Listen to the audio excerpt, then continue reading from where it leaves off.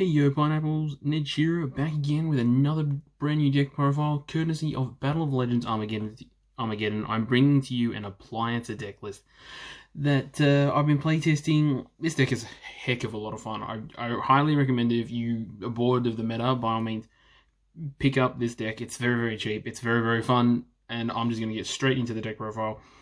I'm going to explain all the cards for you as well and my card choices as well. So we will get into the deck. The main deck consists of 40 cards with 16 monsters, 22 spells, and 2 trap cards. So we'll get straight into it. Starting with the Appliancer monsters, we have 3 Appliancer Socket Roll.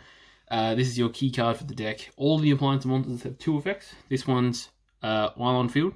If you in hand, if you control an Appliancer monster, you can special summon this monster from your hand. And then while it's on the field, if you special summon another Appliancer Socket Roll to the field, you can summon another Socket Roll from your deck. So here's your key starter card for the engine. We maxed out on all the Socket Roll monsters, the Appliancer monsters that we've currently got to us. We've got 3 Copy Blockle. This guy is your extender for the deck. What he does in hand is you target an Appliancer monster on your field, special summon this monster from your hand, and it gets its name of the monster you targeted on your field until the end of the turn. It also has a graveyard effect of during your main phase, except when this card was sent to the graveyard. You can banish this card from your graveyard to target 1 Appliancer monster you control. Special summon 1 monster from your with the same name as the monster you targeted from your hand or graveyard. You can only use each of this monster's effects once a turn. So really good card. And then the last Appliancer monster we play is, well, the last Appliancer monster we've got is 3 Appliancer Breaker Buckle. What this guy does is, in hand, during the damage step, during damage calculation, if an Appliancer monster you control battles an opponent's monster, you can discard this card from your hand. Your monster can't be destroyed by battle, and you take no battle damage for the rest of that battle. It's also got an engrave effect, where if your Appliancer monster would be destroyed, you can banish this from your graveyard instead. So we max out on all the Appliancer monsters, and they look hecka cool as well. So that's those. And then I also played 3 Formed Skipper. For those who don't know what it does, its primary role is literally during your main phase, you can reveal a link monster in your extra deck, and when this card is used as link material, it can take the name of the link monster you revealed. So all the Appliancer link monsters require Appliancer monsters on to summon them. This helps you get there, and it's a level 1, so it can combo off really well. Then I played 6 hand traps. So I played 2 Effect Veiler, I played 2 DD Crow, and I played 2 Ghost Ogre. The Effect Veiler and the DD Crow are pretty much because they're level 1, and the rest of the monsters are level 1, so I could get access to them when I need it. And then I played Ghost Ogre instead of Ash Blossom, because a lot of times I've noticed that people know how to play around Ash Blossom if they happen to get it dropped on them. Not so much Ogre. Particularly last weekend where I took the deck to my locals, or I didn't fare as well as I wanted to, but it's still a lot of fun deck, and I played this over it because I've noticed that a lot of people, when they do something and it gets Ash, they move on to plan B pretty much, which still gets them the same result. But if you Ogre the card that they wanted to use, so they no longer have in the field, but they still get the search or the put in the graveyard or whatever, they are somewhat questioning on what they want to do next. I think this was better in the long run, and particularly in a rogue deck, I think it's very a lot more useful than Ash Blossom as well. So, and then I'll just show you the other 2 hand traps I played. You can probably guess it by now. I played 2 Infinite Impermanence. This was actually going to be Pot of Desires, but I decided not to play Pot of Desires, just because I didn't want my combo pieces to get banished as much, and Imperm put in work today. So this could literally be any other 2 of that you wanted to run. You could probably play like Cosmic Cyclone or Twin Twisters or something like that, or maybe just a draw package like an Upside Goblin or something like that. But I played Infinite just for it was just my own tech choice, really. There's not much else to say about it. So that's all of them out of the way, and then we'll end with the spell cards, starting with probably my favorite card in the Appliancer archetype, Appliancer Electro Lyrical World. All the cards are a tongue twister, and it's really annoying, but this card's hilarious. On activation, you can search your deck for an Appliancer card and add it to hand. and then it's got 2 other effects. So when you, once a turn, if you link summon an Appliancer monster, you can add back 1 Appliancer monster from your graveyard to your hand that was used for the link summon. So that's a really, really handy effect, because there's a 2-card combo involving this and another monster, or one of 2 monsters that you can do, which gets you your end board that you want to make the majority of the time. Its other effect is once per turn during your battle phase. I have to reread that. Oh, sorry. Once per turn, when a monster declares an attack, you can move an Appliancer monster you control to another main monster zone if you wish. You can only activate 1 of these per turn. So that really does come in handy, and I'll explain why when I get to the extra deck. The other Appliancer cards we play are 3 Appliancer Reuse, because who doesn't like an inbuilt Monster Reborn that is not a hard once per turn? It's literally target an Appliancer monster in your grave, special summon it, but if it leaves the field, it returns to the bottom of the deck. That is not a bad side effect. And then I only play 1 Appliancer Test. What this does is you target an Appliancer Link monster you control, special summon link 1 Appliancer monsters from your graveyard to your field to the arrows that your link monster on the field points to. So because the majority of the Appliancer monsters are link 1, it's a Monster Reborn for up to 2, but they have to be summoned to the zone that your monster points to. And it's a hard once per turn, which is why I don't run any more than 1. You probably could get away with a second one, but I saw it when I needed it, and I can search it off the field spell if I actually do need it in those tricky situations. So I didn't miss it at 2 or any more than 2, but I think 1 was perfectly fine for me. Then we play the best card of the deck, Machine Dupe. All the Appliancer monsters are machines. You are going off like nobody's business when you just Machine Dupe everything. And then with the Machine Dupe, we play 3 Where Art Thou, get to those combo pieces, get to those hand traps if you need them. Obviously, the downside is you lose 2,000 points if you don't normal summon the monster you add, but that is not a bad downside, in my opinion. Because I wanted my combos to go off, I play 3 Call by the Grave as well. Again, it's another flex spot. I could have played Pot of Desires, Twin Twister, Cosmic Cyclone, pretty much whatever, but I wanted to, this deck, I blind second with this deck, so I would prefer to have not get stopped by hand traps. That's why this is in here.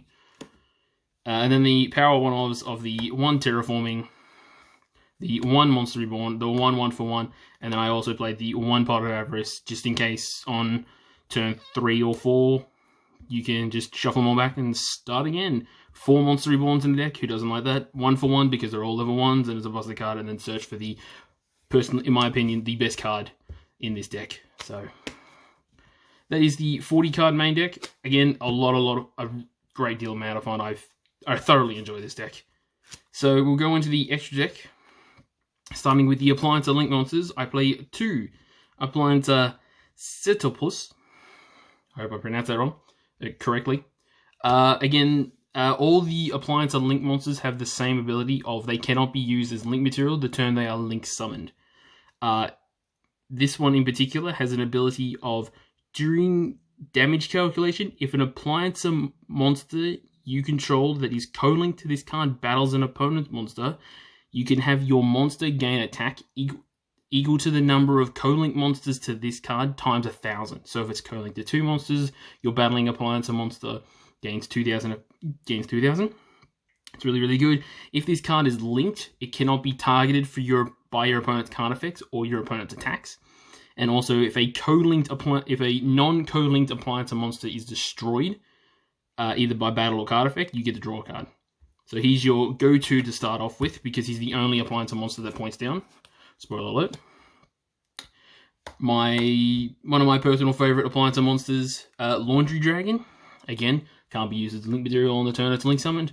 It has 2 effects. All of them have 2 effects, where they're co-linked and when they're not co-linked. When this one's co-linked and it battles an opponent's monster, you can, after damage calc, you banish that monster.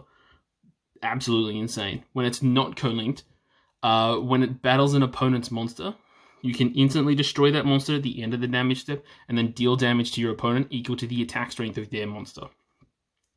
The only downside to this card is that no battle damage occurs in battles involving him. That's the only downside. It's also a plus side if you just want to drop it on something that's really, really big that you can't get over, crash into it, either banish it or destroy it and deal some damage. So Really, really good card. One of my favorites. I play 2 Vacuum Elephant. Again, can't be link summoned. You use this link material on the turn as link summoned. While it's co-linked, you can target a monster your opponent controls and destroy it. And while it's not co-linked, you can discard 1 card from hand to target a card on your opponent's field and destroy that card. You can only use 1 effect of this monster once per turn. So you can't have it co-linked, pop a card, then move it away, then pop another card. This also can attack directly when it's not co-linked, so that comes in handy. Slow beatdown. And I played 2 Appliancer Dry Drake. Again, no link material for a link summon when it's summoned. It's got 2 effects again. When it's co-linked, it gains 1,000 attack points. It currently has none. When it's co-linked during your battle phase, you can target. If this card is co-linked, you can target itself and another Appliancer monster in your main monster zone and move them to another main monster zone. And then your other monster that you target can declare a second attack. When this card is not co-linked and is declared for an attack target, you can negate that attack once per turn. This, in tandem with the field spell, actually does come up quite a lot. So if I'm going first and I open the field spell, then I'll usually go into if I'm going second and I open this and I can make the Dry Drake, then you can use Dry Drake to move the 2, have your other monster attack again, and then when it declares an attack, you can move Dry Drake back to the code link, so it's still got that 1,000 attack point bonus. So that's really, really good. Not much else to say about it. And the only one I played was the 1 Appliancer Kappa Scale. This one, when co-linked, you can tribute it to summon an Appliancer linked monster from your graveyard, or when it's not co-linked, you can summon a level 4 or lower Appliancer monster from your graveyard by tributing it. That's why I only ran it 1. I just thought the other ones had more utility than just a 1-for-1 that tributes itself to summon another one back. It did come up once, just because it was such a grind game, and I was down to, I think it was 1 elephant and 1 drake left, and I needed to summon something else, so I had this as well as the other 2, so I made this, got back, I think it was Laundry Dragon, and burned him for game, so really, really good card. And then the other generic Link monsters I'm playing, 1 Link Rebo, because they're all level 1s. Not much else to say about that. I'm playing a Nightmare Engine as well, so we got Cerberus, Phoenix, and Unicorn. Just because after the turn where they can't be used as link material, so the following turn, you've just got 3 monsters that most of the time can't beat over much. So this is just sort of your generic link fodder cards, as it were. So that's why I run them. They could be literally anything else. I was actually gonna test out Ningisu because it requires 2 link monsters. I was gonna see how that goes. Kind of wish I did play it at one stage, but these were perfectly fine. These were more so generic than anything else. And then I also played the 1 Borosor Dragon. This, I really wish I have one. This should be Access Code Talker. That's the only, because this is a budget version, I play Borosor, but this really should be Access Code Talker, because the end board that you want to go on your quote-unquote turn 1 is something like this. Hopefully you can see that. So you want to do this, and then next turn you want to link these all the way for the Access Code Talker, and that way you have a water, a fire, and a dark to pop some cards with the Access Code Talker. But Borosor, it's 2 attacks, and gets an amazing amount of power, can't be sure of a battle. So it's still a good budget option, but going forward, I would personally consider, I would heavily recommend playing the Access Code Talker instead. And then the only Xyz monster I played was the 1 Recital Starling, just to search out the DD Crows on the off chance that I happen to be going first, and can't make as good a board as I wanted it to. So it came up once, I think it was, and then giving one of my other monsters, a cute little 600 points. I think it's 300 times the number of Xyz material, isn't it? Yeah, at 300 times the number of Xyz material, it gave my Laundry Dragon an additional 600, so it was 21 base, so still a really good card. And then I'll just go quickly through a quick little combo. It literally requires the field spell and either either one of these two hands, because the field spell will search the other one, okay? So we'll pretend it's this. Honestly, it could be, as I said, it could be either one. So you would activate the field spell. I just hope I'm in frame. Search the other Appliancer monster that you need. You would normal the socket roll. Use the copy block to special itself to take its name. And then socket roll's effect will summon another one from deck. I really hope I'm in frame. Yeah, I am. Cool. We'll do that. You will link either two of them off to make the Celtipus. Your field spell will trigger because you summoned an Appliancer Link monster. You can add one of them back to your hand. Because you control an Appliancer monster on the field, you can special summon this from the hand, which means you can then make 2 Appliancer monsters, depending on the situation. If you're starting or going first, starting or going second, this is usually my end board. But honestly, it could be whatever you want. You could just make it so that none of them are co-linked if you really wanted to, and then made an elephant as well. It's entirely up to you, but that's usually the best outcome for a turn 1 in this deck. So that was my Appliancer deck list. I really hope you enjoyed it, and I do recommend you play this deck. It is a lot of fun to play. Any tips, tricks, or queries about the deck, by all means, leave them in the comments below. I'm more than happy to read them and all that.